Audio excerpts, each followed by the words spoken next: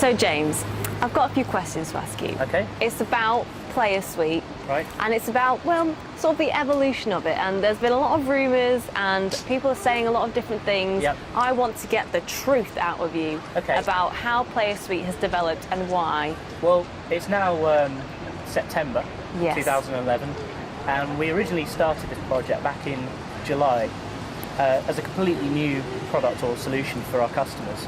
And I'll tell you what, should we go for a little walk and I'll explain all about it? Lovely. So basically, what happened was we sat down and we said, okay, we've had this free Flash player on the go now for a couple of years. What questions have people been asking about it, and what features have people been asking for as well? So we basically sat down for about a week and we worked out every question that someone had asked about the previous product, the free version, and we worked out literally all of the problems that people had had, and we compiled them into a massive long list. And we looked at the top needs and wants of our customers, and then we set about very rapidly building this product for everyone. And it took about 2 weeks of development with our new media developer John. Yeah. Worked solidly on it for 2 weeks, and after those 2 weeks we knew there was loads of problems with it still, but we wanted people to start using it, because in order to identify the problems and really make it a good product, everyone had to start using it so we could actually get feedback from customers and really, you know, work out the glitches. Better. So we went live, we offered people a really big discount on the price, and we had hundreds of stations taken on immediately. And to be completely honest, we didn't expect that so many people wanted it, and we were totally overwhelmed. It was almost like we couldn't cope in the office for about 3 days solid. We had hundreds of emails piling in, we had more and more people ordering it, and it was just going mental. And so we literally worked around the clock to try and rectify any of the bugs that people identified and make sure that everyone was getting a really solid, good product. And then sort of things started to calm down a bit more, but we still had the orders coming in, and people were still giving us feedback. And you know, we then started looking at the more important improvements.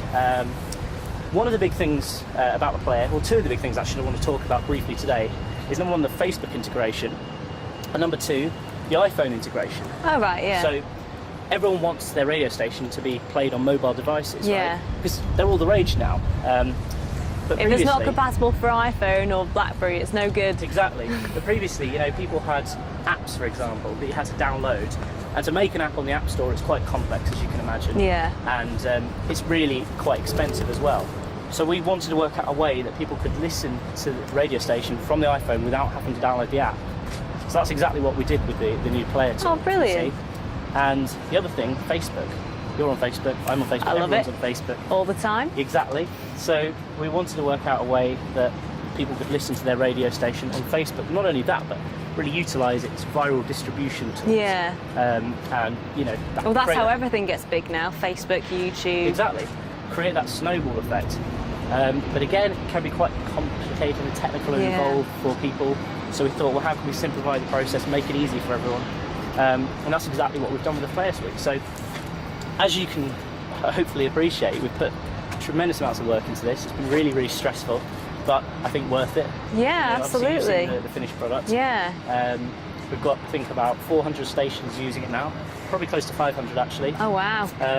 You know, and it's continuing to grow, and we're continuing to develop it as well. We want to. So in terms of the evolution of the Player Suite, it's not finished. It's not finished. Still no. continuing. We just a couple of weeks ago made another big revision which fixed our problem, which actually arose. Obviously, Apple released their new operating system. Yeah. And we noticed we actually put the player out literally a week before they released this new operating system. Then it broke when they released it. So oh, brilliant! On the new OS, on Lion, it didn't work. So we thought, okay, how can we fix this problem? So we ended up kind of thinking about it. We contacted Apple. They didn't get back to us. So we ended up actually working the solution out to the problem ourselves. It took us about 3-4 weeks of kind of puzzling and scratching our heads, and we managed to get it working. And now it works on Lion, and it works on pretty much every browser. In fact, it does work on every single browser now: Google Chrome, Internet Explorer, Firefox, and Safari. So because you're working and continually developing it, if you invest in a Player Suite, it's never going to go out of fashion, or it's never going to be unusable or unworkable. We always aim to have as much cross-browser compatibility as possible. Oh. That's pretty much it.